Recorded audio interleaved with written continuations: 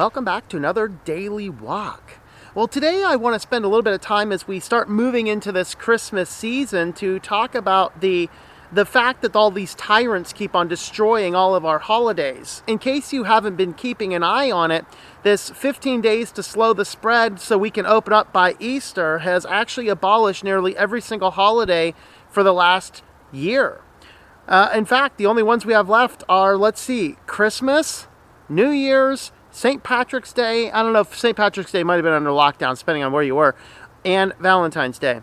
So pretty soon we will have handed over all of our traditional holidays over to tyrants who want to do nothing more than have wanted to for a long time abolish anything having to do with the Christian mindset as it is. Of course, as I argued in my book, Happy Holidays, a lot of our modern American holidays are just consumerism anyway. So it's not like there's a major issue going on where, they're really assaulting Christianity as much as the holidays in general. But I want you guys to understand that if we want all this nonsense to end, we have to stop participating. All right? We need to stop and look at the actual data. And everyone's running around, we're following the science. No, you're not. If you actually were following the science, you would look at the actual real data that we have and recognize that the vastest majority of deaths are people who have multiple comorbidities and are already in nursing homes past the average lifespan of an American adult. And that's the thing. And we're not saying we're going to advocate for the killing of our grandparents. We'll leave that to Zeke Emanuel, who Joe Biden wants to push as the coronavirus czar. Yeah, the guy who actually created the idea of death panels and people over the age of 75 have no business surviving anyway. So what are all these people running around talking about? The fact of the matter is, though, is that yes, while we have to be more careful around the elderly population, it's not old or comorbidities, as some people keep saying. No, it's old and comorbidities. Here in my state, I just pulled the health data a couple days ago, the most recent one, and still the gap between dementia and the second highest comorbidity of COVID death is getting wider and wider. That means more people are dying of COVID who happen to have dementia than people who have anything else. And still the average, like another fun statistic here in State College, is that there are more deaths in nursing homes than we have confirmed deaths in our county. Go figure that one out sometime. I was like, wait, what did he just say? That is right. We actually have like 95 deaths listed according to the CDC. We only have 71 deaths confirmed by our local coroner's office, and we have 85 deaths in nursing homes. Yes, you've heard that right. We have more deaths in nursing homes than we have confirmed by our coroner's office. Okay, that should give you a little bit of a pause to stop and ponder. And the point is, each one of us needs to make our own decisions about the holidays. If you are, you might want to skip out on visiting your great-great-grandmother, but at the same time, your great-great-grandmother might say, hey, if I die because I had my last Christmas, I might not have another Christmas anyway. And there is one tragic case of an elderly lady, an 83-year-old up in Canada. Now, up in Canada, over a certain age, you're allowed to engage in assisted suicide. She's perfectly healthy, but she's like, I'm not dealing another lockdown. Just kill me, doctor. Very interesting.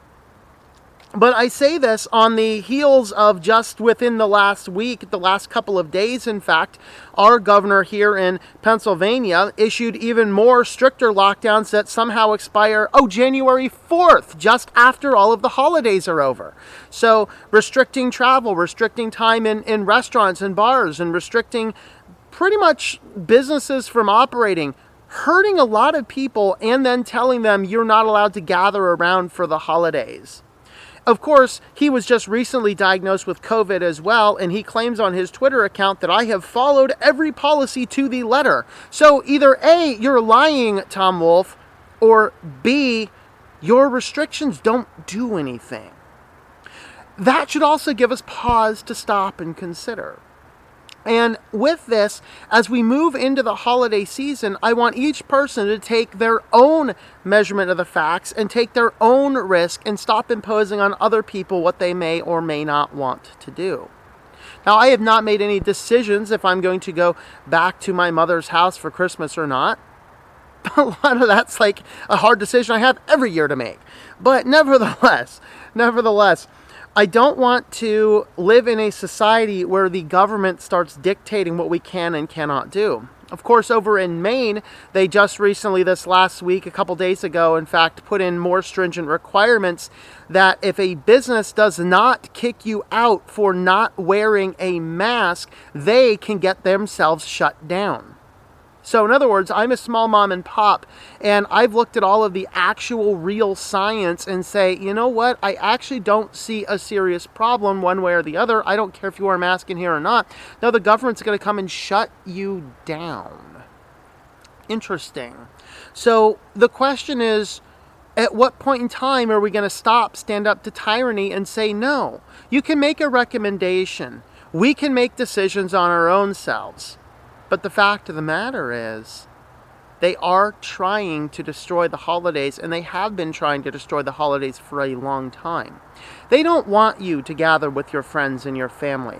They want you to live an isolated life. They want you to have meetings and Christmas presents on Zoom. What type of nonsense is this?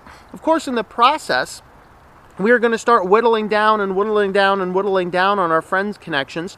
Who was it? One big, I think it was Twitter just recently bought a company that wants to market their services around connecting people with their friends on, on basic like Zoom type meetings.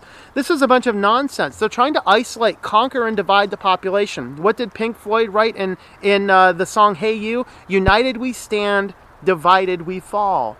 Very popular expression. And what I want to mention with all of that is to simply say this. As these tyrants around the world are taking a full frontal assault on Christmas this year, I want you to stop and think and reflect on what Christmas is. Now, again, going back to Happy Holidays, we argued that Christmas, and some people say Christmas is nothing but paganism. It's the Saturnalia just invented by the Roman Catholic Church. That may or may not be true. But the fact of the matter is, as a cultural thing, the Christian groups will associate Christmas with the birth of Christ, even though the vast majority of them understand, yeah, Jesus probably was not born around Christmas, but nevertheless, it is the day that we set aside to commemorate his birth nevertheless. As we do this, we have to stop and ponder and ask, who is in charge of our destiny? Are we placing our destiny in the hands of governments? Are we supposed to live in fear and in timidity? And the answer is no. We are not given a spirit of fear and of timidity. We are given a spirit of grace and of power.